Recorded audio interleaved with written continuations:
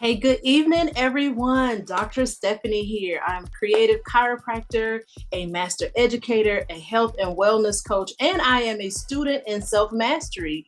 I am learning from the great brother Hatim. Brother Hatim is going to be our speaker for this evening's discussion on Men's Health Month because June is Men's Health Month. So I'm so excited. Amongst other things, exactly. So I'm excited. I hope that you are too. And without further ado, we're gonna let Brother Hatim go ahead and do what he do.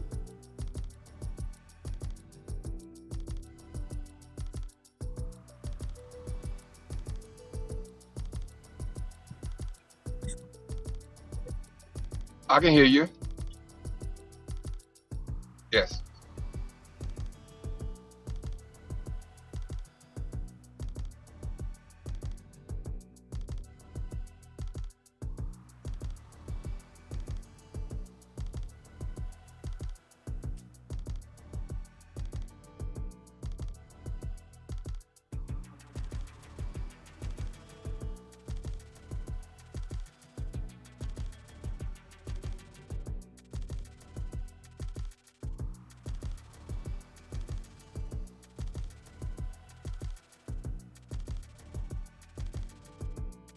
Yes, we can.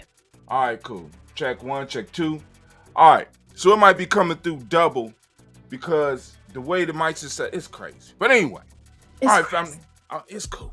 All right, but I just want to make sure people can hear me because it'd be horrible to be the person that's doing the show and nobody can hear me. So I'm talking the whole time and it's silent. So anybody out there that's having problems hearing or whatever, Dr. Jackson, if you could go to Giami Journey on Facebook or whatever, make sure that they can hear us. Oh, and I got another option where I can check real quick Okay. when I think about it, and because I want to make sure that they can hear. Because brothers, we're gonna get into it. I want to make sure we have a good conversation tonight.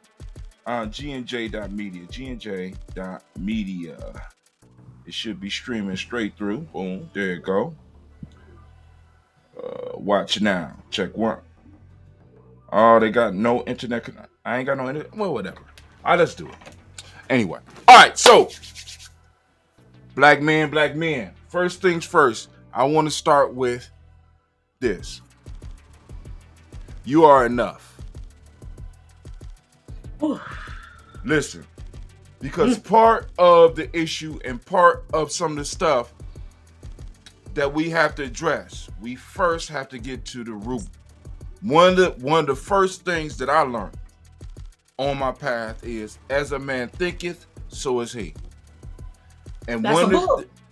one of the things that we constantly run into as black men, as men, is that you are not enough. You are not enough, right? We're viewed in many cases as economic man, as defender man, but those are just two aspects of who and what we are. And some of us are great at being the economic man, and some of us are not that great at it. Some of us are great at being the defensive and the fighting man. Some of us are not. You know what I'm saying? But our whole lives we've been striving to be, better yet, our whole lives we've been told that we were not enough. We couldn't read fast enough, couldn't do math good enough, couldn't run fast enough, couldn't jump high enough, couldn't fight long enough, couldn't fight good enough. Right. You know what I'm saying? So one of the first things that we have to start dealing with when we start talking about men's health is really getting men to start understanding that where you are right now is enough. Now, whether you want to take it to another level or not, that should be your decision and not a decision of the world. Because one of the first things that you start running into is that people start looking at the definition for manhood and definition for who you are. A lot of these definitions come from external circumstances. Mm-hmm. And these external circumstances are designed to make it so that you can never actually reach the mark that they have set for you. Because as long as you are not the ultimate that you can be, you will always need to buy my products. Oh my goodness. I don't think they heard me, right? Right. So we can go and correct the health. You know what I'm saying? We go and talk about the physical stuff because that's what a lot of people, when we talk about men's health, this is what we're talking about. We're talking about becoming slimmer as men. We're talking about becoming fitter as men. But we're not talking about preparing the mind for the changes that we really want to make in our lives. So once again, I start with brother. You are enough. All right? So let's start it right there. Any questions or comments before I go any farther? So I have a question, Brother Hatem. Or comment. Go ahead. At what age or stage in your life did you realize that you are enough? When did that dawn on you? The idea or the reality? Both. The reality, I'm still working on. The idea, I ran into my late 20s. You know what I'm saying? Because it's how can I put it? Because to talk about it as if I have arrived, right, is not what I'm meaning to do. What I want to do is let people know that this is a constant and never-ending process. Because there's always going to be, because how can I put it? The society we in, this Western society, is like a virus, and it adapts, and it changes. I mean, because I want y'all to just think about the concept of manhood and how much that shit has changed just in, if you are over 40, I want you to think of how different manhood has become from when you was young to where we are right now. You're right. Men, and when I was younger, men never strove to be pretty. We got men now looking better than women. The agony. No, but I mean, so, and I'm not saying that's not, but what I'm saying is that it has changed. So the idea, right? The idea of manhood has been colonized, and we're trying to keep up with an idea that is outside of our culture, which totally makes us unhealthy. So once again, I could take all the vitamins, I could do all the exercises, but if I do not change the mind state, you know what I'm saying? I just will live a long, unhappy life. So regardless of how healthy your body is, if your mind is fucked up, so will your life be. Absolutely. You said it, right? You said there's a book, As a Man Thinketh, so is he. So is he. Right. Absolutely. Right. No, there's a little, it's a little teeny weeny book. It's a little tiny book. Right. But it is what it is. Anything else? So you said that you came upon, you said in that my late 20s. In your late 20s, right? It came to you in your late 20s, but that I'm it still is working a it's a constant. It's a constant piece. Because It's many of us want to live life like there's a final solution. Ooh. You understand what I'm saying? The only thing guaranteed is death. And how can I put it? And many of us, we had this illusion that all the answers at some point in time in life, all the answers will be laid out, or we will reach that point where we have all the answers. But it's not that. The best we can do is the best that we can, right? Live our life to the best of our ability, right? Once again, grabbing control of the mind and start learning how to use it to define some of the things around us. Because like I said, many of us are living lives that are not even ours. Our lives have been totally defined by external circumstances. Whether those external circumstances is this system that we live in, the idea of white supremacy, the idea of what women tell you a man is supposed to be, the idea of what your friends tell you a man is supposed to be, and even who and what you are have been defined, if you have not taken time to do an internal inventory, have been totally defined by external circumstances. So how can you ever be healthy? because you're always trying to reach and achieve something that other people have set for you. And so I guess I have a question. I'll just kind of jump in. The idea is that we are enough. But Brother Hatem, of all the things that you just mentioned, it would seem to be totally impossible to maybe reach that because of all of the things that are like barriers or extraneous factors or whatever that's interfering. It's like planting a seed and it's covered up with weeds and it's constantly, it doesn't have the opportunity to grow. How do you grow in a situation where it seems that the odds are against you? Now, part of that is one, defining who you are, taking time to do that personal inventory. You understand what I'm saying? Finding out who and what you really are, rather than accepting what you've been told. This is what a lot of us, we accept what we've been told. You know what I'm saying? When in fact, if I was to step back and really find out what it was that I was born for, or in some cases, as some people say, what I chose to be born for, and to live that, right, would bring me to a point where I could really start the stuff that I would do to make myself quote unquote healthy will really start to benefit me. Because many of us are, you know what I'm saying, like I said, we're doing a lot of the right health practices, but because our mind is not right and we're not, how can I put it, and our lives are being guided by others, we're living a long, healthy, terrible, we are actually propelling ourselves deeper into what in some spiritual traditions they will call hell.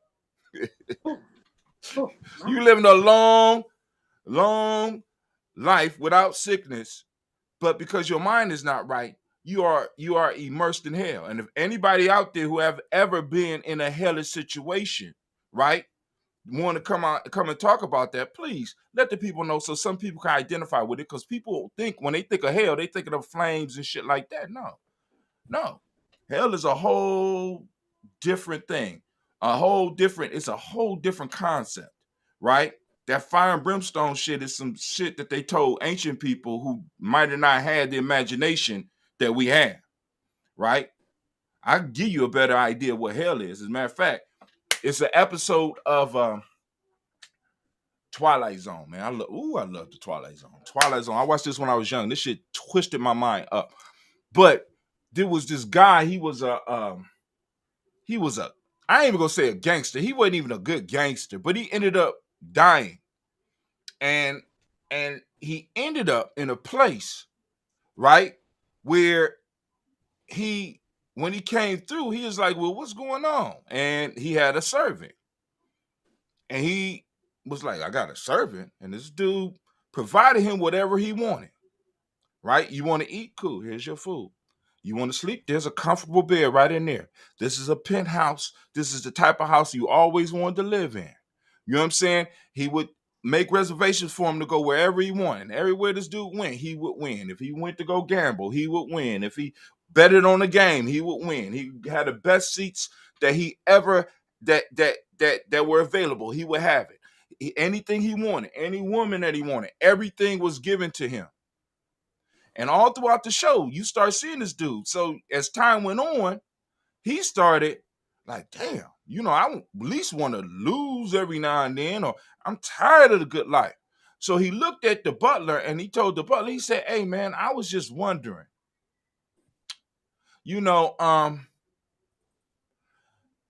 this is kind of boring. I kind of want to go to the other place." He said, "What you mean other place?" He said, "The other place." Oh, he said, "Sir, what makes you think that this is not the other place?" Ooh. So all the time he was getting everything he wanted, guess where he was? You don't know? Please. He was in hell. Wow. He was winning. He was getting everything he wanted. He was living the lifestyle that he wanted. He got everything that he desired. And after that, he was dissatisfied. So all the time he thought he was in heaven, he was actually in hell.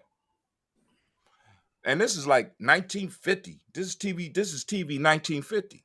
But you know what I'm saying? The whole idea was, in order to really be healthy, sometimes, well, I ain't gonna say sometime, you gotta think outside the box of what they give you in this society. Because this society, in many cases, what they call healthy is actually mentally ill. You have to accept mental illness and have to be able to operate within mental illness. Wow. And in a lot of professions, we got to spread the virus of mental illness because we got to teach people how to deal with within a mental ill situation as if it's healthy. Whether we're talking about schools or we're talking in the hospitals, or I mean, this shit is crazy. And it's like, it's almost like those of you that are comic book people, it's almost like we live in a bizarro world where everything is flipped upside down and backwards. And it's like, I'm like, damn. Right. So then we talk about men's health. Like, for example, we talk about, I call June a slutty. I call June the slutty month. Oh, wait a minute. Why? Because June got too many loyalties, and a lot of them kind of cross. Is it Black Man's Health Month or Help Man's Health Month? It's to be Men's Health Month. It's Men's Health Month. It's also LGBTQ month. It's also the month with Juneteenth. I mean, it's like, come on, man. June. They done made Father's June Day. Right. Come on now. We got all this. We got a lot of male-centric stuff, and it's kind of all like kind of confused and crazy and shit. It's a slutty month. I'm sorry. He or she, whatever June is not right. He or she is very loose. Well, so would you say, Brother Hatem, the first step of men's health is mentality? Oh, hell thought, yeah. Yes. thinking. Yes. And so what are some practices then that can be put in place for men to be healthier mentally? And then another question is, how does that, I know it seems like a lot of questions, but how does men's mental health impact them and his family? Oh God. All right. I mean, now let's take that. If a man is not mentally healthy, how can he produce or even add to a healthy family? If one of the partners is mentally unhealthy, how are you going to create something healthy from that? Right? Because in math, we know a negative times a negative. I mean, a negative time, well, actually, according to math, a negative and negative will make a positive. But if you take a negative and a positive and you multiply them, you get a negative. You bring them together. You know what I'm saying? So, if I'm not healthy, how can I produce health? How can I help the mind state of my children if I'm unhealthy? Because especially if I have boys, for example, this whole myth of, do you know where the idea of laziness comes from? Somebody that's out there in on Facebook or whatever you on, let me know if you can hear us. And if you could repeat that, Dr. Jax, because they might not be able to hear me. So the question is, do you know where the idea or the concept of laziness came from? Oh, no, I ain't talking about that. Just make sure. I want you to ask them if they can hear. Make sure they can hear us. Good. But it's cool. But anyway, the idea of laziness, where did it come from? You know what I'm saying? I mean, I know what I think and what I've heard in terms of, Blacks being colonized. And yeah, exactly. Okay. I mean, it's a Western concept, right? Okay. It's a sin to be lazy, right? Of course, that lines up with colonization and taking over other people's stuff and slavery. You know what I'm saying? Because you always got to keep the whole society busy, right? So it's almost wrong for you to have a moment to yourself, right? Mm. Even and it has become so ingrained that some of us feel guilty for not having nothing to do. We become anxious. I found myself doing this shit. I'll turn around and I'll put on a YouTube video that will teach me how to do something because I feel guilty because I ain't got shit to do. Or I will have other people in my life who feel that because they see me not doing nothing, they feel they need to put something in my life. Yes. How many of y'all got people like that in your life? If you got people like that in your life, raise your hand. Oh, you don't seem busy enough. I think I need to put something Right. on you. Right. Let me add to you. Let me Yeah, add to your mental load. Let me right. make you stressed. I just need y'all to know, leave me alone. I don't need your help, right? Right. Because, like, for example, sometimes taking a moment for yourself should not be seen as a detriment, right? Because one of the things we got to learn, and this is gonna sound crazy, we have to learn how to be selfish first, and not selfish in a Western standpoint. We have to learn how to pour into ourselves. How can I help my family? How can I help my community? How can I help other people if I am empty? In this society, we talk about giving it all and pouring it all out. But how can you help people if you're empty? You have to take time to allow yourself to refill. You have to take time to allow yourself, even in the natural cycle. This is why we have sleep, right? The body needs to refill itself, right? To get rest so that it can move on. But for some reason, we don't think that we need to do that. We think that the sleep is enough for us. Sometimes during the day, we have to pull back, right? Because the mental aspect of what people don't even realize how much energy thinking and fretting and doing some of the stuff mentally we do. We don't even realize how much energy that shit takes. That is very taxing. It Oh is man. very taxing. If you have ever had a major issue that weighed on you, not Whew. in not made not something that you had to do with your hands, but something that just was pulling on you in the back of your mind.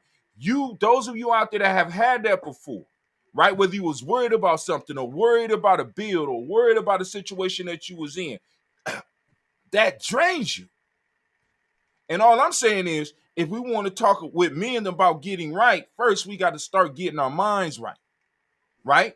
Then we can move into the other stuff because I got some other stuff for us, but uh, I don't know if the doctor got something. Oh, it's two doctors. I'm standing in between two doctors. What's up, ladies? How y'all doing? Right. Hey, Sarah, Dr. Karasay. We can't hear you. That might have been a good thing because I just had a whole crash over here.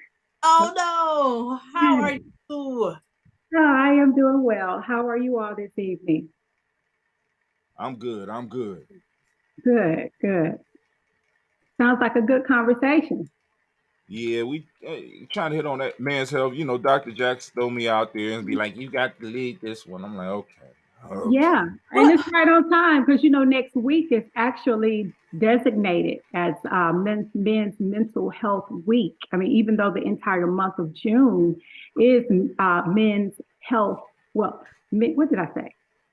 I think I said I made a mistake and said men's mental health. That's in November. Men's Mental Health Month is in November. The entire month of June is Men's Health Month. But Monday, it starts tomorrow. So the Monday preceding Father's Day, so tomorrow up until Father's Day is actually Men's Week, Men's Health Week. So this is right on time, Brother Hatim. Dropping knowledge for the brothers. All right, For so the part 2. You ready? All right, Yes. so now black men, because I have to talk specifically to black men. Now, the stuff that I'm talking can be used by all, but I have to specifically talk to my group. Black men. All right, first off, you enough, bro. You enough. All right. Now, from realizing where you are right now, being enough. Now, if you want to move forward, if you want to move up, if you want to move in whatever direction you're talking about moving in, it's something that you have to decide after you take some time to really evaluate who and what you are. Now, one of the things I stress all the time is getting in tune with yourself culturally, right? Because a lot of the tools that are out here that we're trying to use to improve ourselves are not tools that come from our culture, which makes it extremely hard for it to be successful in our lives. This is why a lot of motivational speaking shit don't work for us, because many of us have not taken the time to evaluate who we are and looked at our situation, because somebody just saying, get up and work. You know what I'm saying? Oh, I mean, just think about this. You know what I'm saying? You're sleeping too much, right? Hold right. on. From a people who are already constantly under stress, that shit is not good for us. Coming from a people who have worked from dawn, from the term can't see to can't see has never been applied to any other group. A whole group of motherfuckers who can't work from can't see to can't see. How do you tell them that? Right? We come from people who have worked for others' benefits. We have been, in many cases, selfless, have been forced to be selfless as a group to build up a whole economy. And then when we say, hey, there's something, what are you talking about? And we got to be clear about this shit, right? So the whole concept of can't working from can't see to can't see, we already got that. So we don't need nobody screaming that shit at us and telling us that's why we're not successful, rather than not recognizing some of the systematic shit that's in our way. This is why we have to approach things from a cultural standpoint so that we can be successful with it and start plugging into principles and ideas that lead us back to who we are and give us a stronger foundation of who we are. Right. And when I say culture, I mean going back to our roots, going back to the continent, going back to Africa, and using the very best of those traditions to uplift us and to utilize in the current day so that we become successful.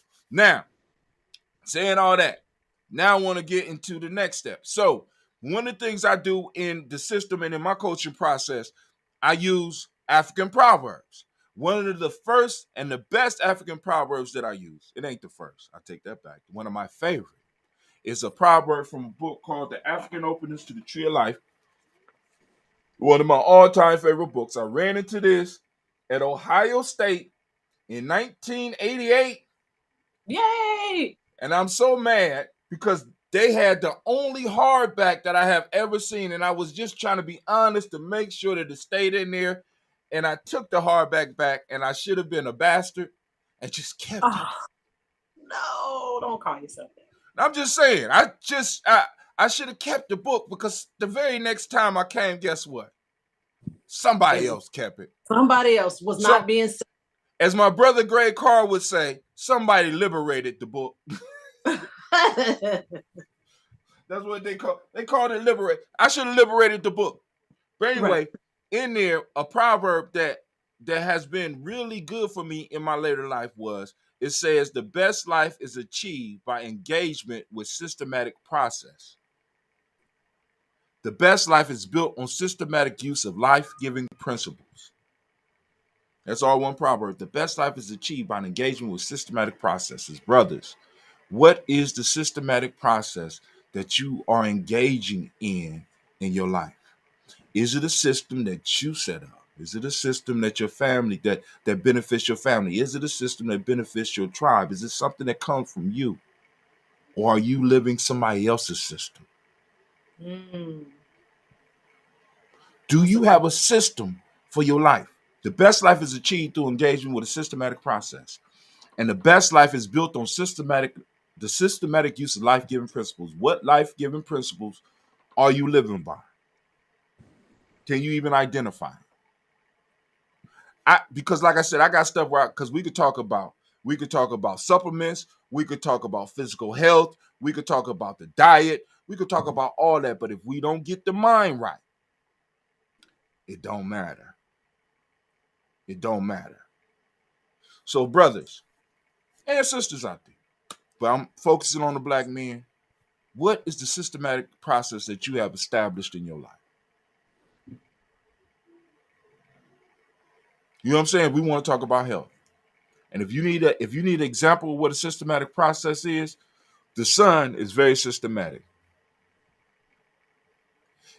Our ancestors use nature as models or models of concepts, right? The sun represented something. It not just the object itself, but the process that it went through.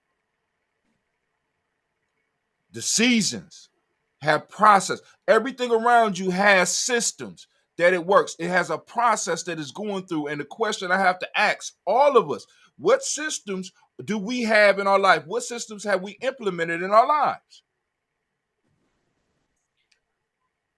And to jump right in, I think it all goes back again to what you said in terms of our mental in terms of our mental thinking. So if you don't know how to employ a process or a system, if you don't know what a system is, if you don't have those support to hold you up in your system searching or whatever the case may be, how is this possible? And so how do we put these things in place? How do we find the and not to rush you at all, but I'm anxious as well because I know that what you say, as a man thinketh, so So is he he. is, but as a woman as well, Right. how can I help the man? Now, first off, now check this out. Western society, white supremacy, however you want to look at it, right, is designed to break us down in every aspect and, in a sense, single us out. Like, like for example, white supremacy or the idea of white supremacy is a bully idea. The bully's goal is to isolate you, to get you totally by yourself so that you are up under their thumb. They could hit you anytime they want. They could do whatever they want. They want to isolate you. And in a sense, many of us have played into this because we believe in this rugged individualism that is pushed in this society. We believe in this true competition, man versus man. And let me tell y'all something. I want y'all to think about this. That individual bullshit that they're pushing is the biggest lie that you have ever heard. I want you to name one person in Western society that made it to the top all by their goddamn selves. I want you to go through the history of this country, of Europe, and I want you to identify. As a matter of fact, in any culture, identify somebody who made it to the top all by themselves. What's the point? What's the point of being there by yourself? It's not possible. Exactly. It's not possible. You have to build up on somebody. You got to have some type of support. So one of the first things is for men, we have to start, in a sense, surrounding ourselves with groups of individuals, with other individuals, and form groups that are of like mind. Mm-hmm. We are naturally tribal. We are not naturally social beings. And many of us, we're trying to get in shape. We're trying to lose weight. We're trying to get healthy. We're trying to be happy. And we're operating as individuals when that has never brought any happiness or any security or any success to any other group, any other person in the history of the world. See, because because let's even take it to some of the conquerors. How many people believe Alexander the Macedonian marched across West Asia, into Middle Asia, into Africa, into East Asia, all by his damn self? How many people believe Genghis Khan did the same thing? Oh, let's bring it up forward to some of the heroes that they screaming about now. Mark Zuckerberg. How many people believe Mark Zuckerberg did that shit all by himself? How many of y'all believe that Jeff Bezos did that shit all by himself?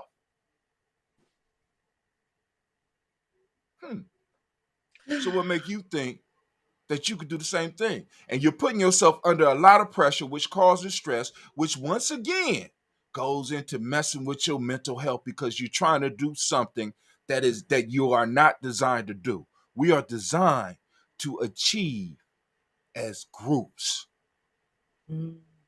not as individuals. We are designed to prosper as groups, not as individuals.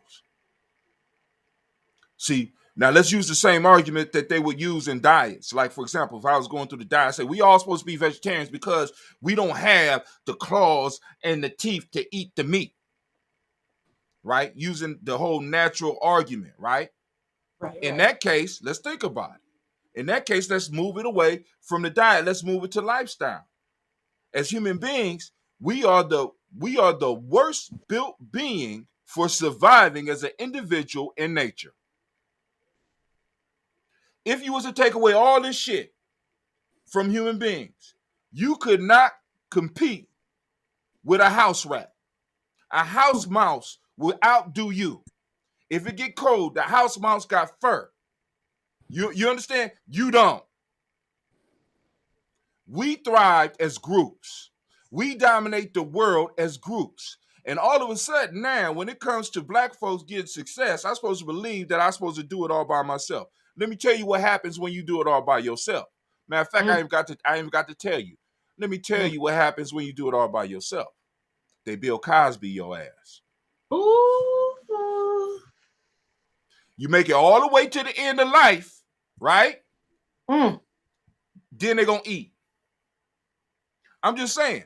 And we got to understand this. So we're putting ourselves under some stress that we don't need to put ourselves under when we need to start learning how to come up as groups. Like, for example, going back to that systematic process.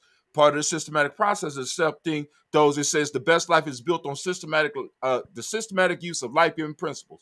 One of the life-giving principles that we have, as far as Giame, as far as the lifestyle that I'm leading, right, is Ujamaa, which talks about cooperative economics. Ujima, collective work and responsibility. Principles that build up on the tribal or the collective idea. Because a human being that is by himself is prey to all the other groups. Wow. I kind of, I hope I ain't boring nobody. I mean, Mike, come on, Mike Williams. Come on, Cheryl D. Somebody else, come on, Dr. Carey say, I know you got something. Somebody say something, because I'm getting lonely. No, you're not boring. It's very good information. You're not Yes, boring at I'm all. listening. So, because I had a whole list of stuff that I was gonna go to, but I want to stress, family. Listen, we gotta get our minds right, and we got to build. Once we get our minds right, we got to build our teams. We got to build those tribes, right? Why?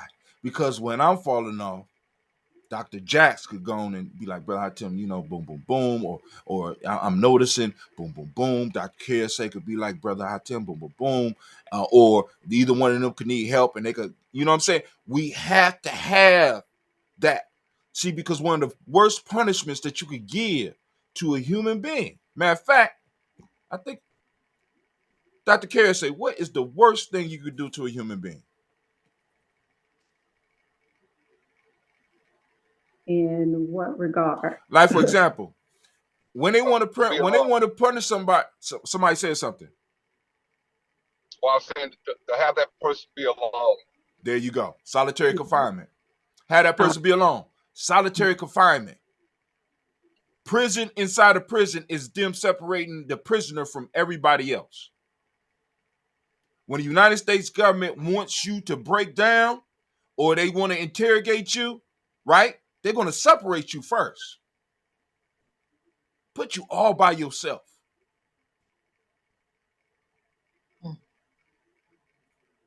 But yet, we build lives that are totally lonely and wonder why we're not happy, regardless of how much money I'm making, regardless of how many sexual partners you may have. You still might not be happy because you built a silo of a life. You don't have a tribe. You don't have people that you can actually trust.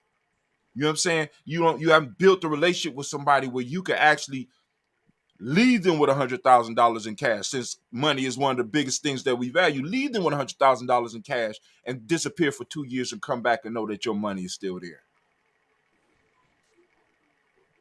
Know that something could happen to you and you could disappear for a while and know that this individual is going to check up on your family. Many of us are living in silos, wondering why my blood pressure is high, wondering why I got diabetes. And I mean, it's a whole bunch of other stuff we could go into around a lot of that stuff, because what I started finding out when I really started looking at some of the health stuff, because I'm not the healthiest one, in the world. But one of the things that I started noticing was this. Check this out. A lot of diseases that we have are caused by very simple things. One of them is because we're living isolated lives, we're depressed, we're sad, which opens up a gap so that other things can start happening to us. Then also, a lot of us are suffering from diseases, and I want y'all to listen to this very carefully. We're suffering from diseases of our body turning upon itself. It's called autoimmune diseases. Why would your body turn on itself? Perhaps you don't like yourself. So you're not happy, perhaps. Or you're pursuing somebody else's idea of happiness and it's not really bringing you the happiness that you want. Your whole body is turning on you. I mean, we could look at some of the basic diseases out there. And a lot of y'all out there, when you find out what you're suffering from, I challenge you, right? Ask the question, is it an autoimmune disease? Because you might be surprised what some of the autoimmune diseases that are attacking us are. And a lot of that could be solved by us simply having some healthy relationships in our lives.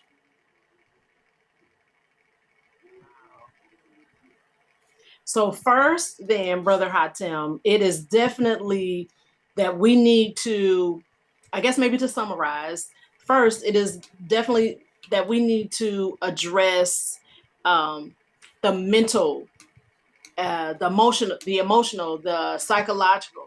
And then it's also then to establish and maintain relationships. Right. Hold on. Now, let me say this. Say that again. You said establish and maintain relationships. Remember, in Giame, in our self-mastery system, that is the definition for spirituality.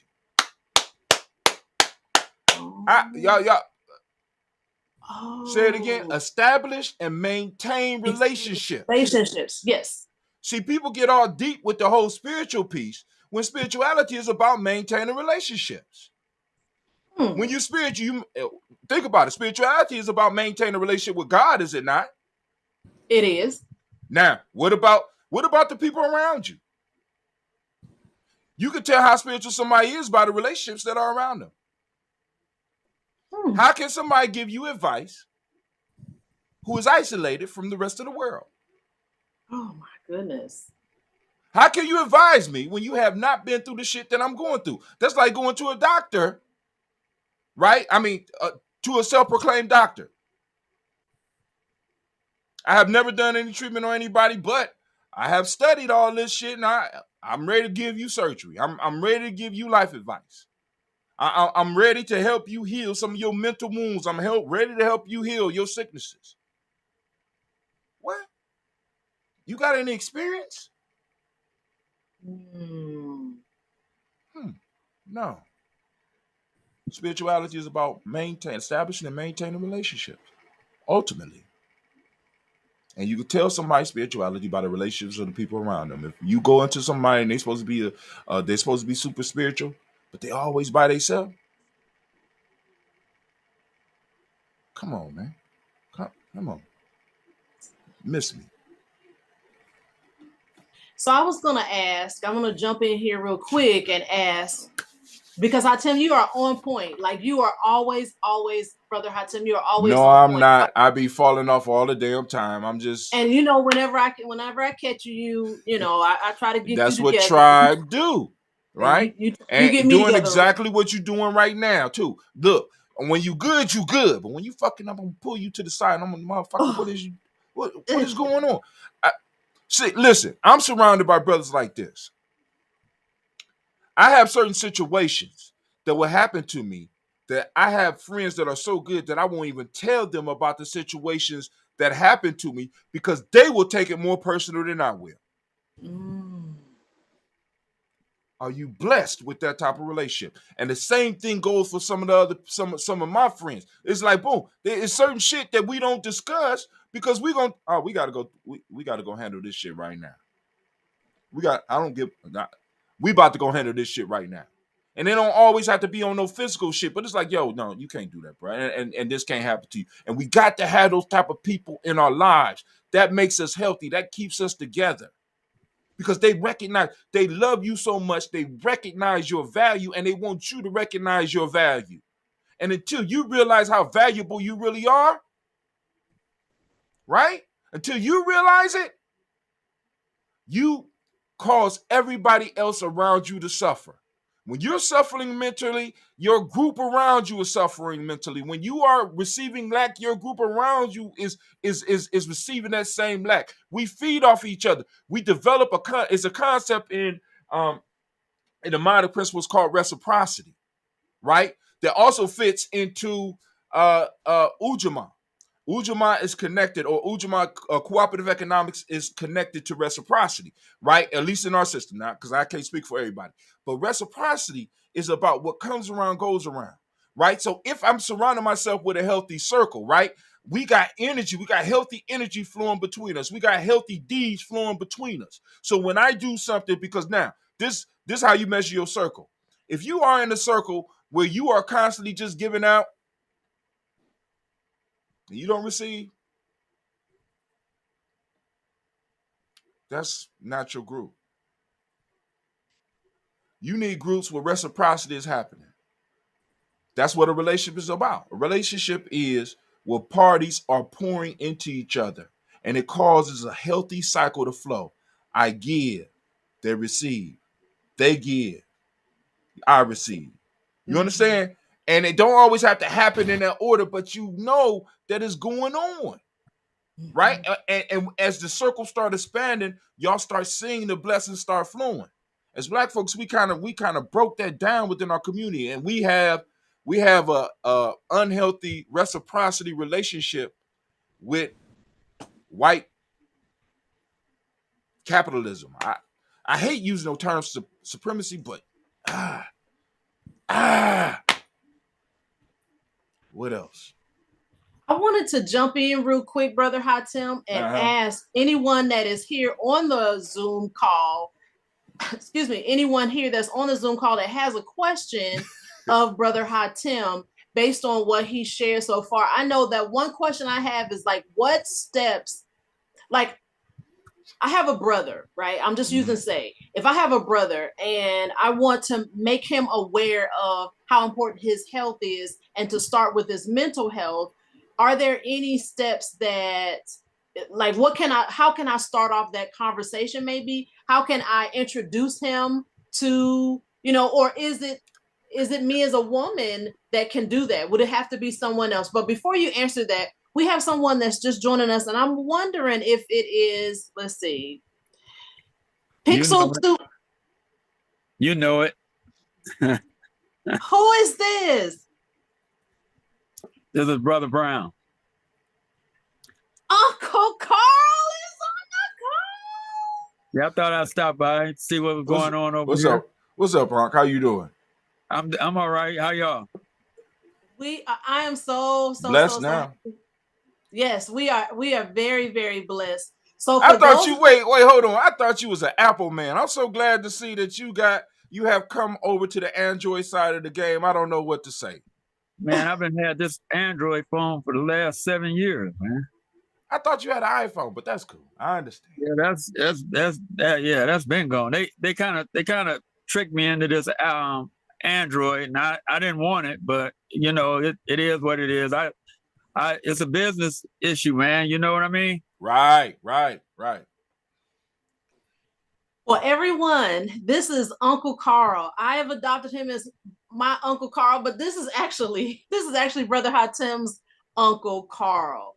I'm a stealer, right? I steal people's family members, so sorry. He's been mine now forever. That's all right. But you don't have to steal nothing. It's freely give, freely receive.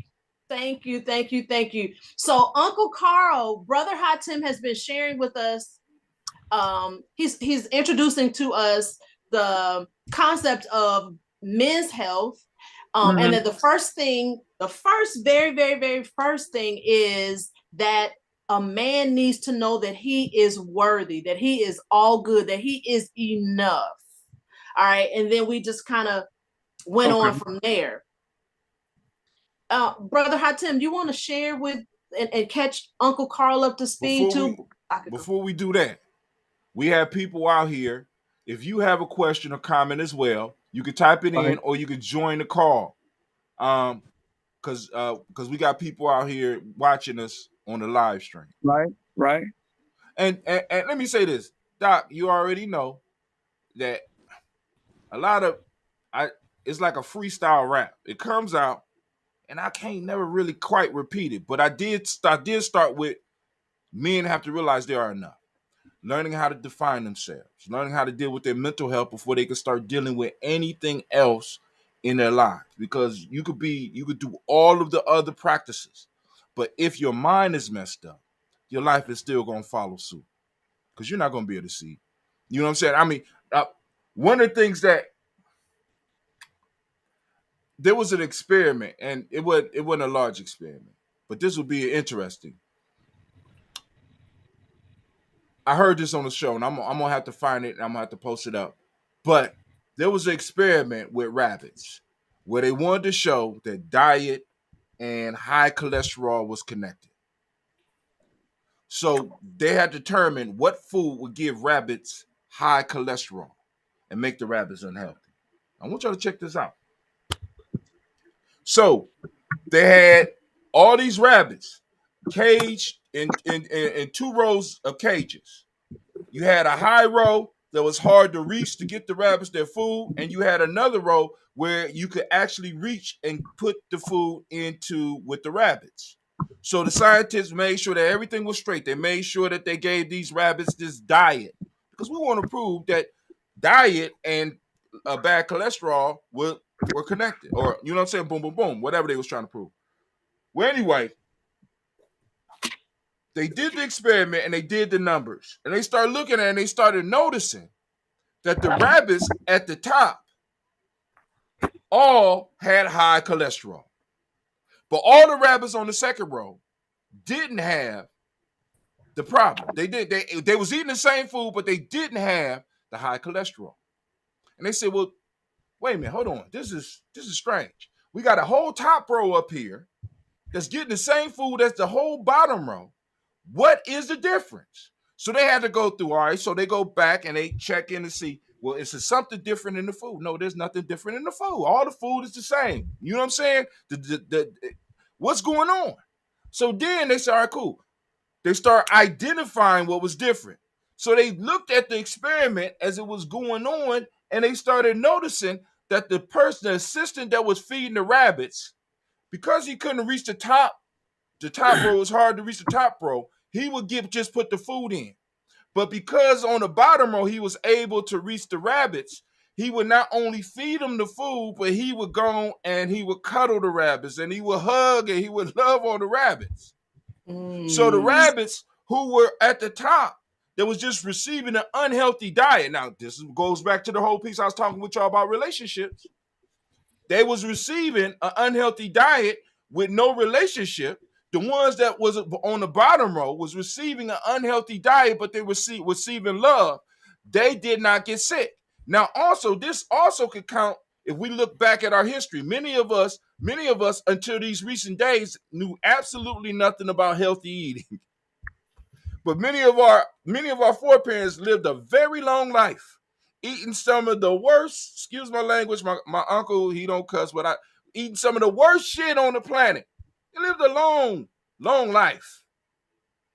But that food was prepared with love. Prepared as, because a lot of us, unfortunately, we got away from this, but a lot of us come from dinner tables. In our older gen, like for those of us that are over 40, many of us was blessed by grandparents who still had the authority to call the whole family together to eat. Matter of fact, I could remember coming up and I wasn't even allowed to go into the refrigerator after dinner. The meal was there and we ate together, whether it was quiet or whatever, we all ate together. You know what I'm saying? We ate so much rice at my grandmother's house, I thought I was Chinese. But we ate together. We ate together, and it was healthy. And you know, but I was young. I don't know. But anyway, any questions or comments? I'm sorry I couldn't review. I don't remember a lot of that. Well, that's all right. That's all right. I just have a comment. Our ancestors, I believe in biblical health principles. And I stand firm on them because of the experience that I have and the testimony and, the evidence of the validity of God's word doing and accomplishing what he said they would do. But our ancestors, grandparents, great-grandparents, they a lot of them did the best that they knew how to do. And in a time of ignorance, because there are some foods that God forbids us to consume because of their detrimental effect on the human anatomy.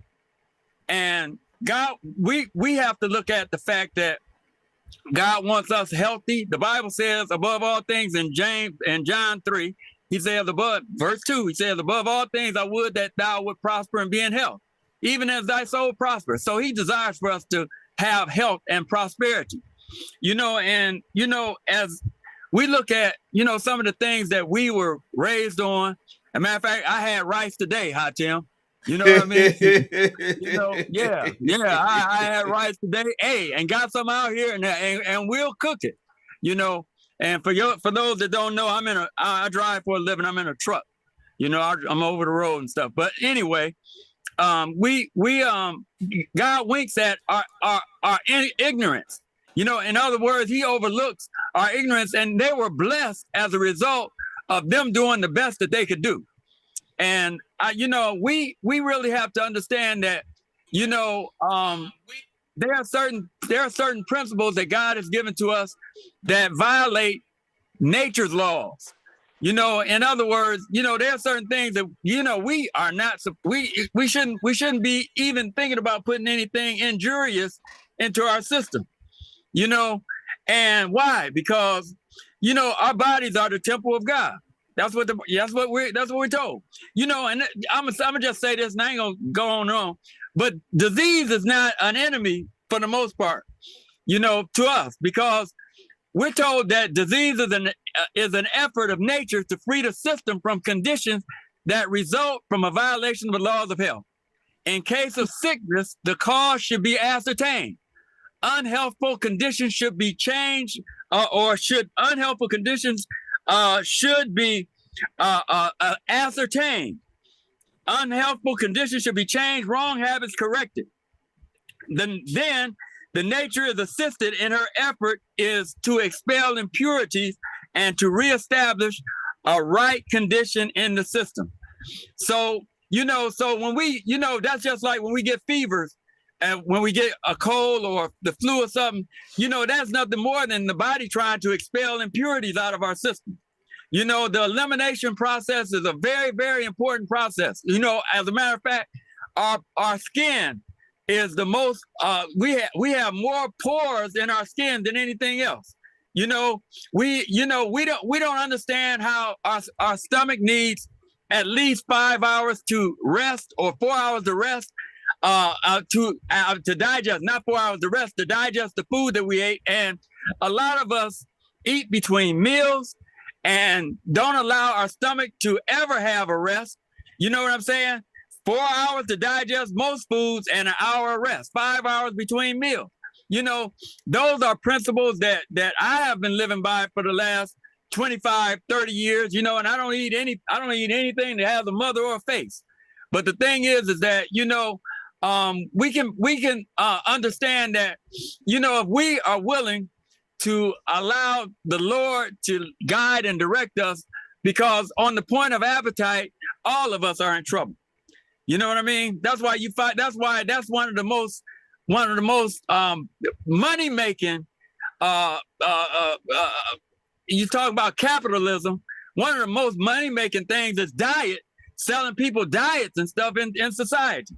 So and there's a whole lot to go into this, because we have to buy vitamins now because they done stripped all of the vegetation, the vitamins out of vegetation for the most part, and bottled it. So we can buy fruits and vegetables that are depleted from the natural medicinal properties that God put in them, and they done they're capitalizing on them. We have to go to the store and buy vitamin B12 and magnesium and zinc and these other things. So there's a lot going into to health reform, but I'm glad that y'all having these discussions.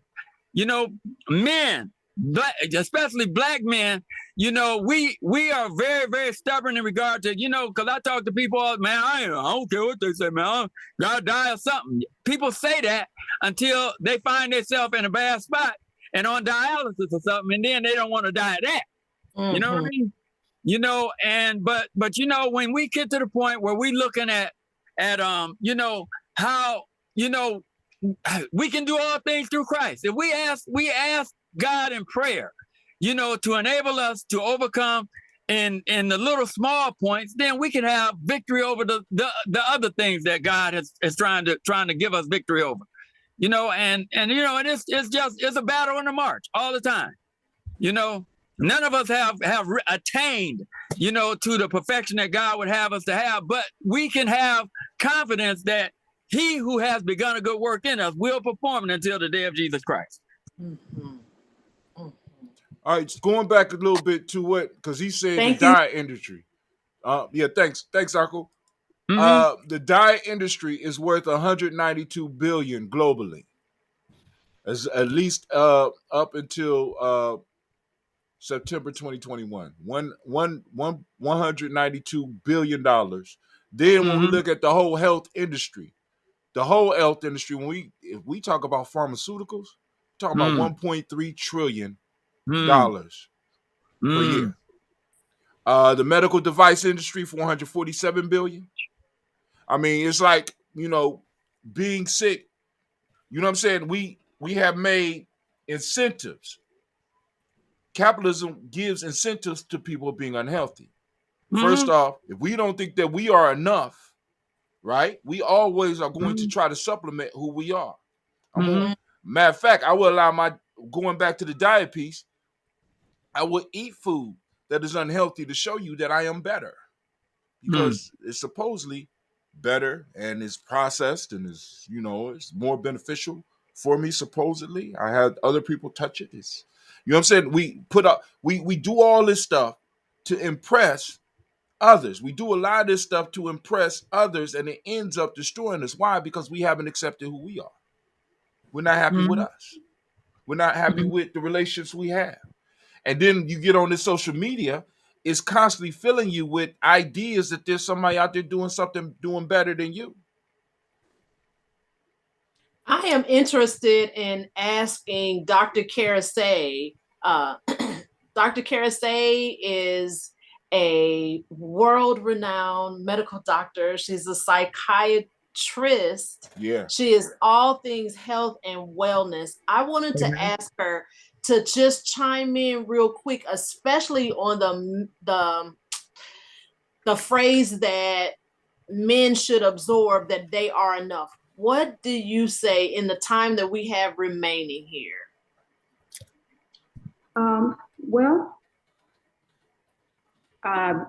Certainly piggybacking off what our brother Hatim said, what happens internally, because what happens internally is so detrimental, because out of a preponderance of the heart, the mouth speaks. You have to believe it first. And when we talk about health, just across the spectrum, the mental or the physical, and the symptoms that come with all of it.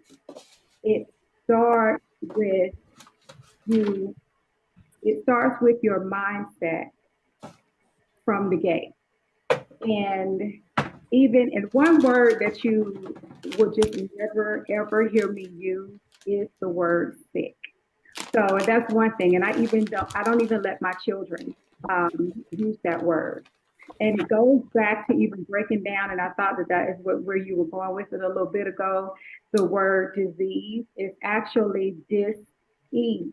It means that your body is unregulated.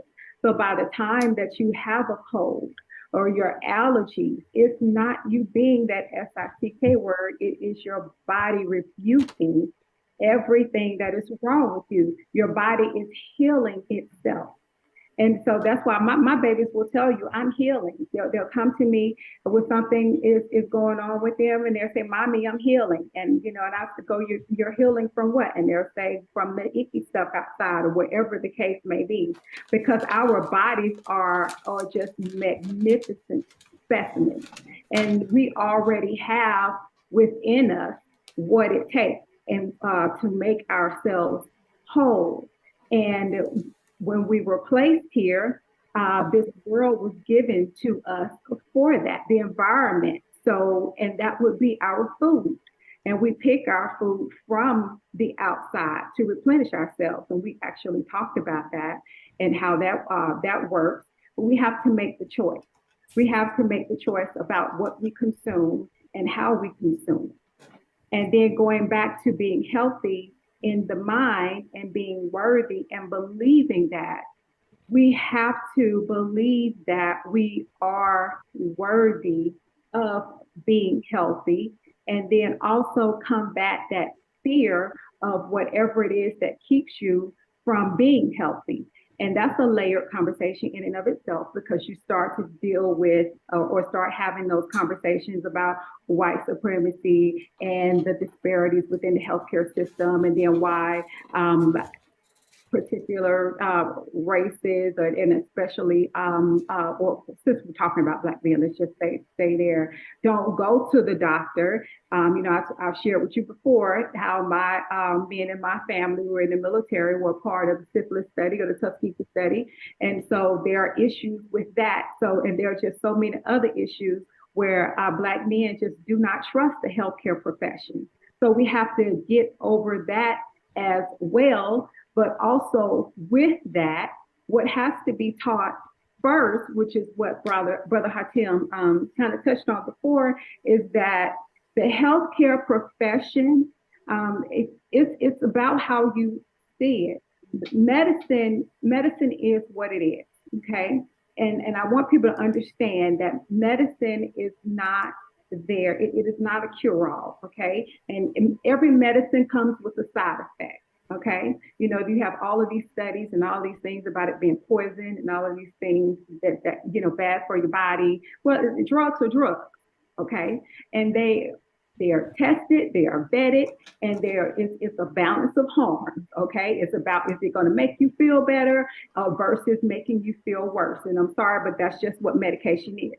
But going back to my point, when you start talking about, are you well on the inside and in your mind, then you are going to make choices from the gate that address issues, or to even live a lifestyle that keep you from needing those things in the first place. So you want to actively live a life of prevention.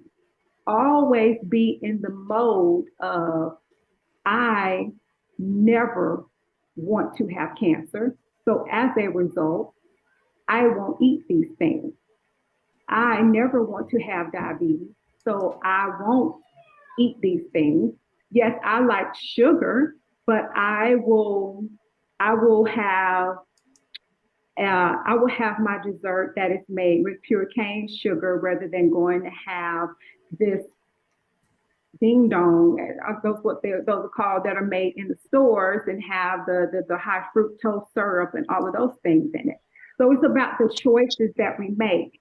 But you have to educate yourself about those things and know what is good and what's not so good for you. And then you have to make the choice to do that. Now, I understand a lot of those things are systemic. because there are people, we talked about this too, we talk about so much here, it's an awesome group.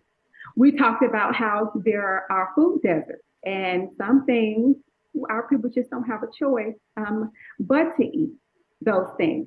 However, Brother Hatim, you have these great groups and great resources, and you're very good at teaching people how to build community. And the other couple that's on here, and then that is where you all step in, especially as men working in the community to galvanize other Black men to again, galvanize the community to change what comes into the community, thus changing what is sold to the people in the community. So there are just so many things that that can be pulled and gleaned from all of that. But you gave a lot of great information, Brother Hakim. My only thing, I really do want you to put your information out. I put in the chat for Facebook the book that you held up. But if you could put like how, because with the information and the suggestions that you gave, I think it would work better if you could piecemeal it and then show brothers how to do that. I mean, it sounds great, but it's that first step. It is knowing how to do it first, and then the implementation is its own beat.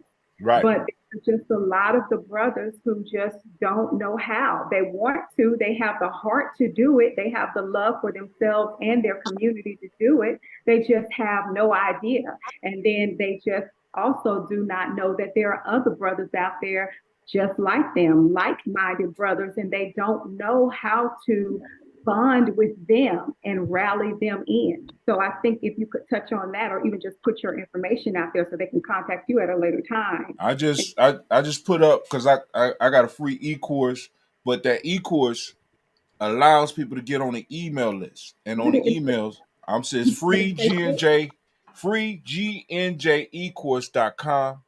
That's free GNJecourse.com.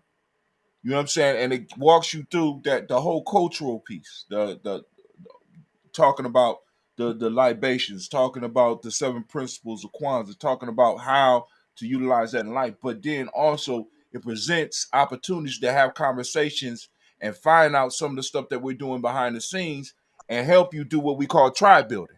Because all of us, because like the internet is cool, but sometimes we need to see people in person.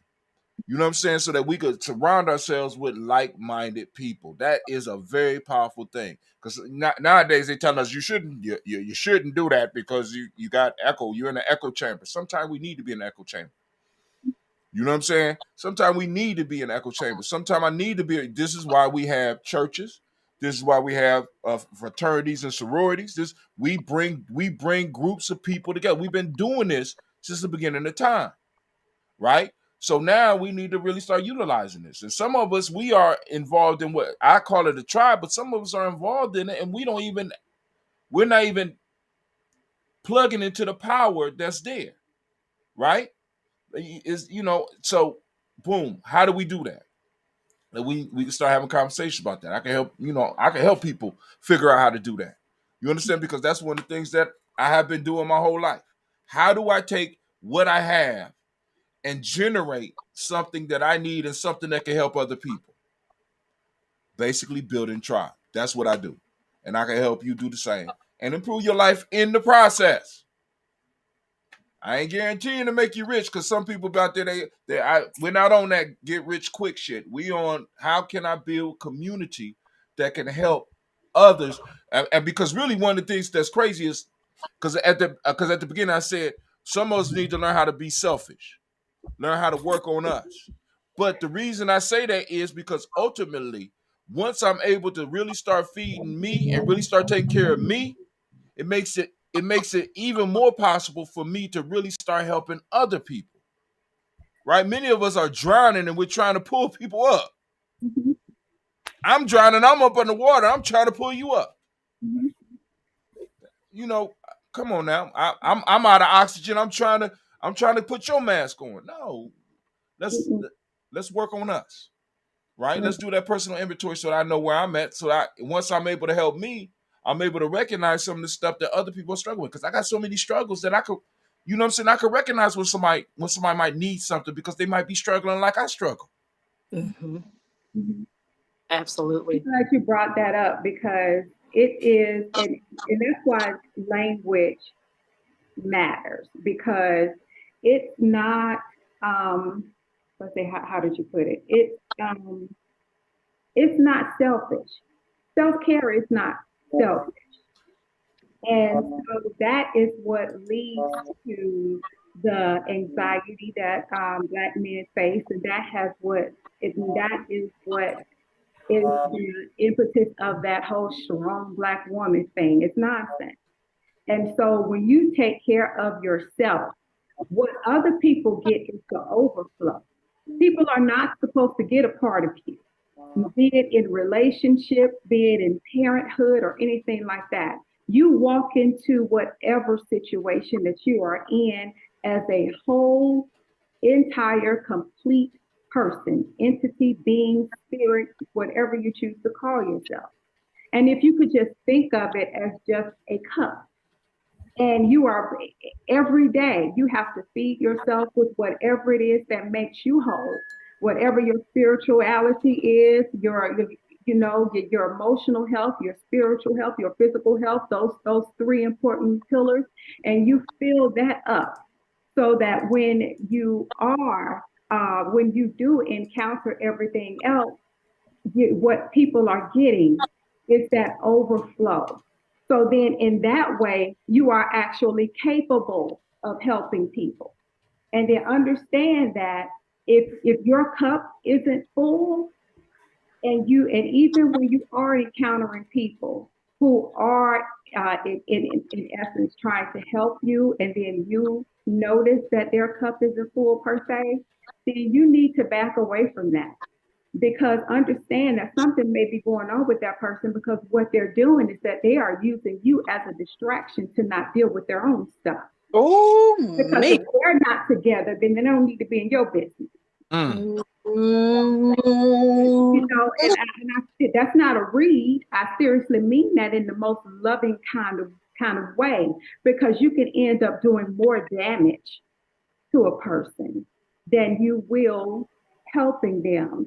And Mm. honestly, and I do believe the best in people. And I know that, because to be honest, for me, I stepped away from practicing for about a year and a half, and I taught.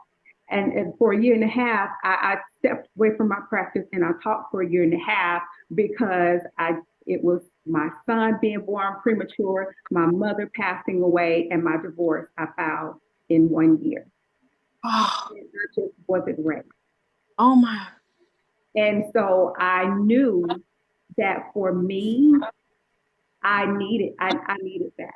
I, Mm-hmm. I needed that. And so, yeah, my education is still there, but I just knew that emotionally Right. needed to be fed and I needed to be taken care of. And I'm real with myself about that. And other people need to do that as well. And so we often mask a lot of things, and then we get busy. We get busy doing a lot of stuff because that makes us feel like we're doing something, like you said. But really, in essence, we're not doing the important things. We're not doing the important things that matter for us, and that's why people still walk around so damaged, because you Mm. see them out in the world and they have all of these wonderful and impactful things going on. And then you see on the news next week that they have jumped off the building. Mm.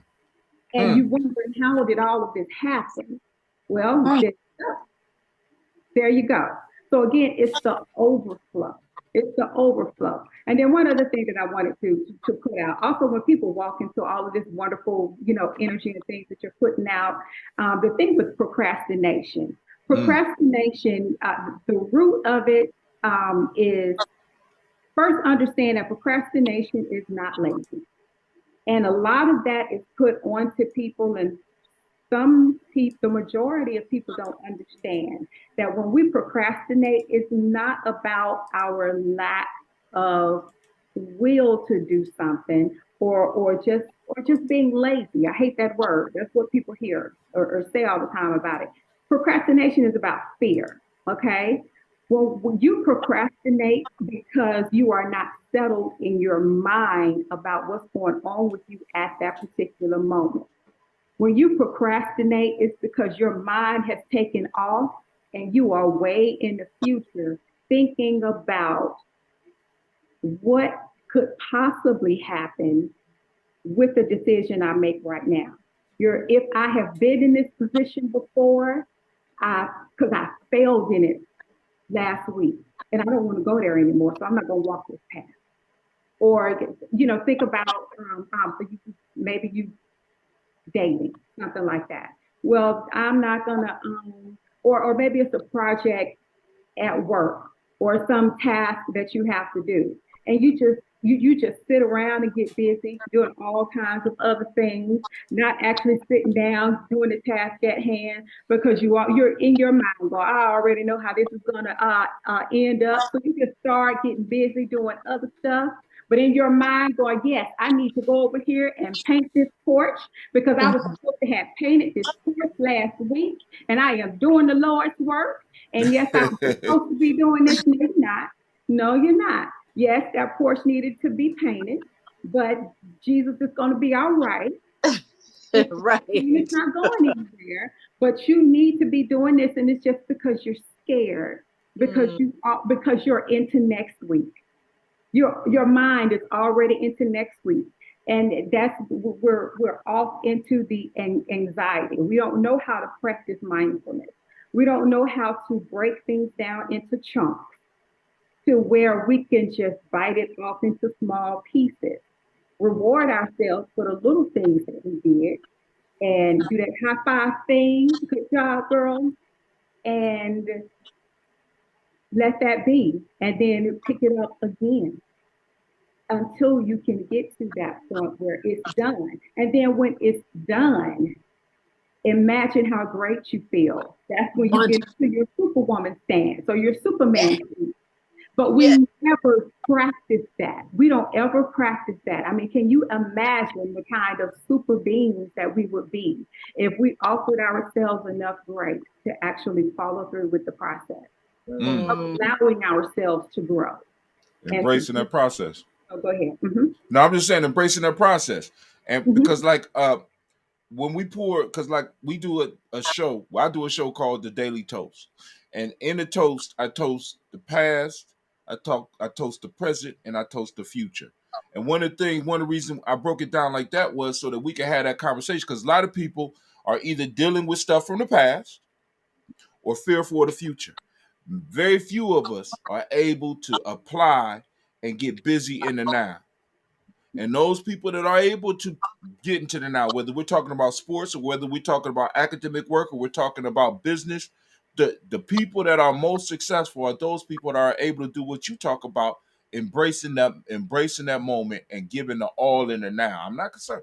I'm not that. I'm in the process.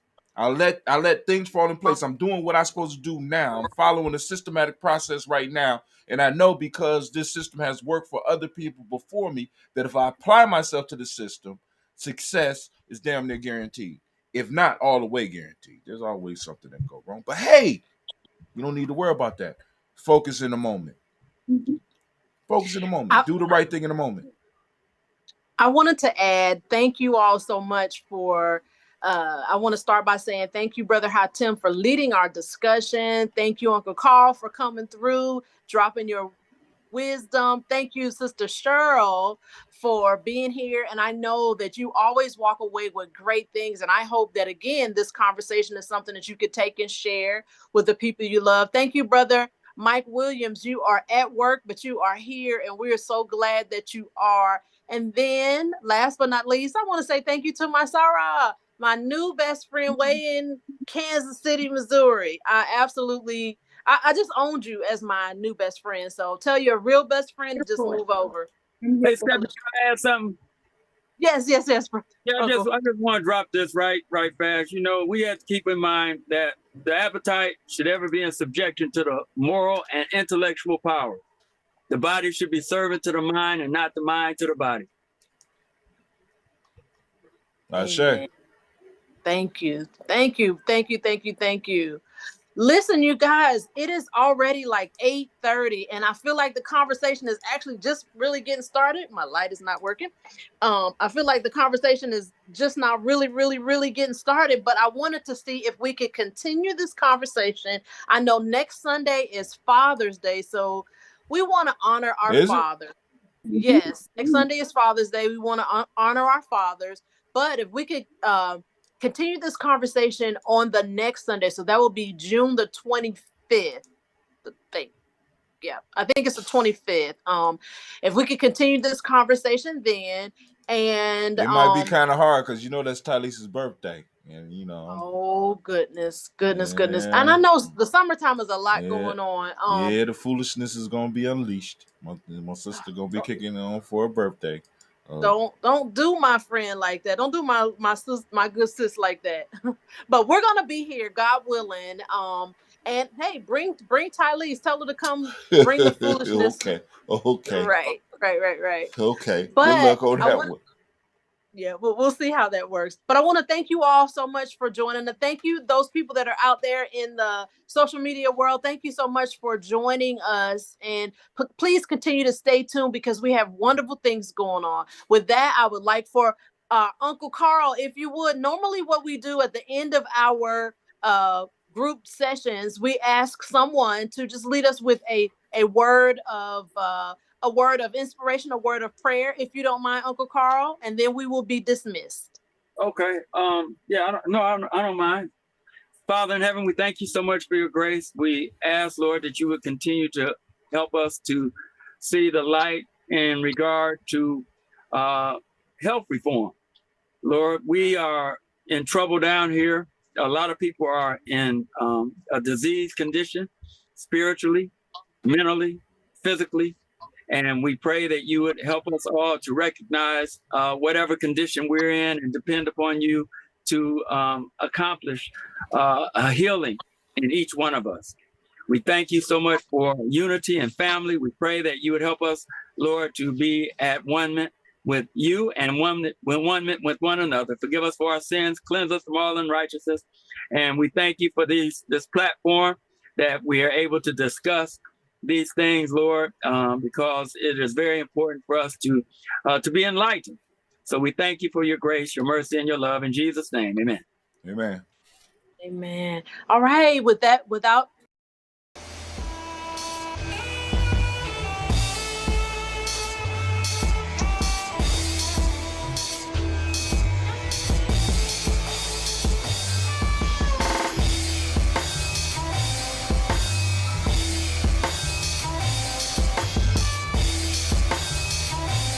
Peace, family. Yo, thank you for joining us.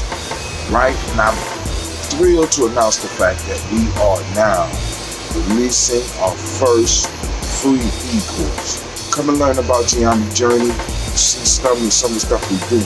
Come and join the tribe. Tribe up with us and check out the free e-course. We'll make sure that the URL pop up right about here. And it'll probably be somewhere in here. Check us out, family, because we are building. Come and learn about Geometry Journey, and let's build together.